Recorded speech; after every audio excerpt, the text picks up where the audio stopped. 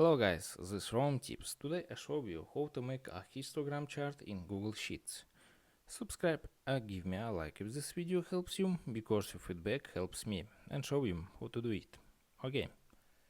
And first open Google Sheets and create a new project or open your old project.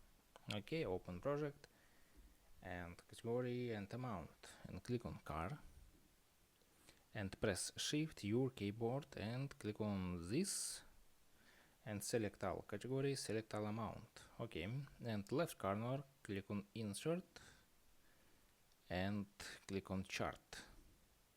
Okay, and right corner open chart editor and search chart type and click on this, scroll down and search other and click on histogram chart. Click on this, and that's all. Subscribe and give me a like if this video helps you, because your feedback helps me. Bye bye.